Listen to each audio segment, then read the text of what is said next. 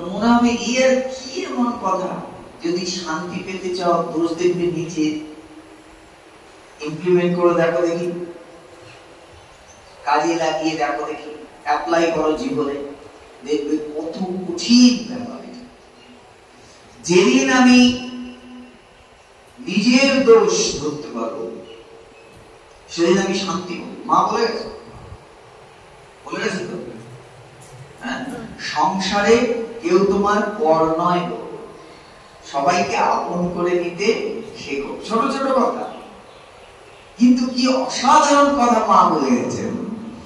আমি একবার, আমি যেখানে থাকি যে জায়গাটার নাম নিউ ব্যারাকপুর, আমার পূর্বাশ্রম, তো সেখানে এক ভদ্রলোকের বাড়িতে আমরা, ভগবানের এক ভক্তের বাড়িতে আমরা গেছিলাম ভগবানের সঙ্গে। ভগবান যেখানে যেতেন আমরা সেখানে চলে যেতাম। তো সেখানে এক ভদ্রলোক এসছেন, তিনি অভেদানন্দ আশ্রমের সঙ্গে যুক্ত। তিনি তার দুটো নাতনিকে সঙ্গে করে নিয়ে এসছেন। তো উনি বলছেন ভগবানকে যে আমার এই দুটো নাতনি ছোটবেলা থেকে ঠাকুর মা স্বামীজির কথা শুনেছে এবং ওরা অনেক কিছু জানে। তো ভগবানের একটা ব্যাপার ছিল, যে কিছু মানে যে কোনো সাবজেক্টে যে জানে আর কি, যে গান গাইতে পারে তাকে নিয়ে গান করাতেন, যে কথা বলতে পারে তাকে নিয়ে কথা বলাতেন।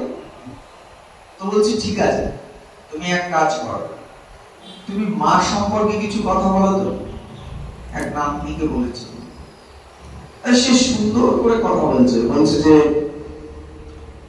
যদি শান্তি পেতে চাও দোষ দেখবে নিজের, এই জগতে কেউ তোমার পর নয় গো মা, সবাইকে আপন করে নিতে শিখো। গড়গড় গড়গড় করে মা সম্পর্কে খুব ভালো বলতো। বলা হয়ে যাওয়ার পরে ভগবান বলছেন, আচ্ছা তুমি আমাকে আপন করে নিতে নেবে তো? বলছে না। বলছি কেন?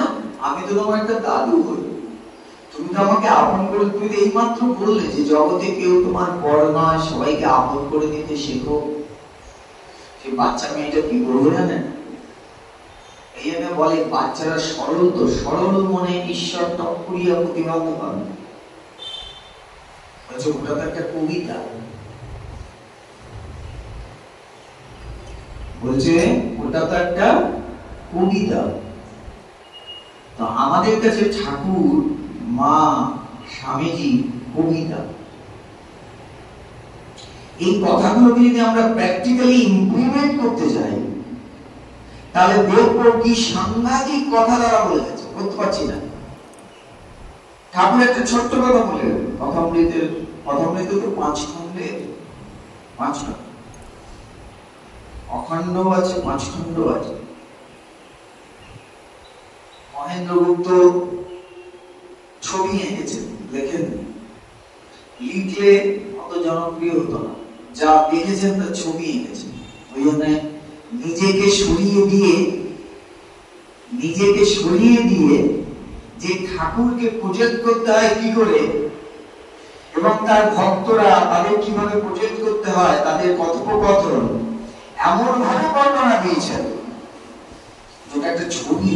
মনে হয় ঠাকুর সামনে বসে আছেন, তার সামনে সব ভক্তরা বসে আছে, ঠাকুর কোন দিকে মুখ করে বসে আছেন, তার সামনে কোন কোন ভক্তরা বসে আছে, সেই দিনটা কোন দিন, কত সাল, কি বার, ইংরাজিতে কি, বাংলায় কি, কোন পক্ষ, শুক্ল পক্ষ না কৃষ্ণ পক্ষ, সমস্ত কিছু কোন ভক্তের বাড়িতে এসছে, সমস্ত কিছু নিখুঁত বর্ণনা করে গেছে মহেন্দ্রগুপ্ত।